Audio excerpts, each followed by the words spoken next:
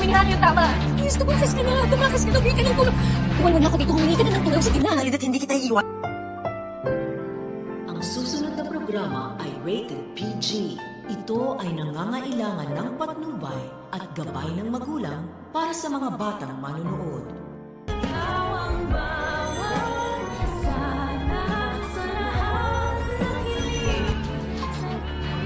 Magkaiba naman si Harry tsaka yung tatay niya eh. Dahil nga nauto ni Harry ang kanyang impaktong ama, ay naisahan niya ito. Nagpanggap kasi ang binata na na-flat ang gulong ng kotse niya malapit sa tindahan ni Aling Pepay. At nung sinabi ni Carlos na papunta na siya para tumulong, ay pumunta naman si Harry sa bagong bili na bahay ni Carlos para iligtas ang kanyang tita Lineth. Pero pagdating ni Carlos sa nasabing sasakyan ni Harry, ay madadatnan niya doon si Arman at wala ang kanyang anak.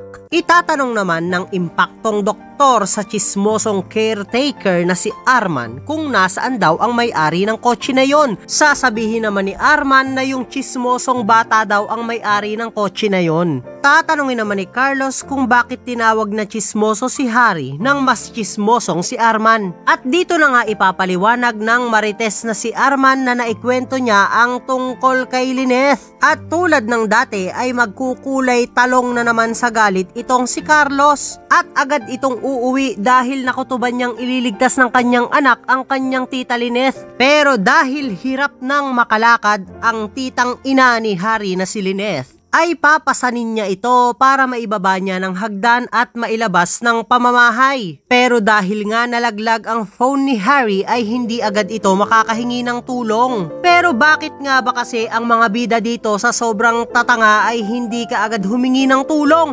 Lagi naman silang may dalang cellphone. Naka-iPhone pa nga sila lahat. Ano yan? Walang pang load. Hay nako, buti pa yung iPhone namin. Wala ding load. Haha, char. Pero dahil babagal-bagal nga itong si Harry at si Lineth, ay baka maabutan na naman sila ni Carlos dahil nagmamadali itong umuwi. Kaya naman kung isa ka rin sa mga nagnanais na sana ay maitakas na ni Harry si Lineth, ay huwag mo naman kalimutang mag-like, share, and subscribe, and please hit the notification bell. Salamat sa panonood.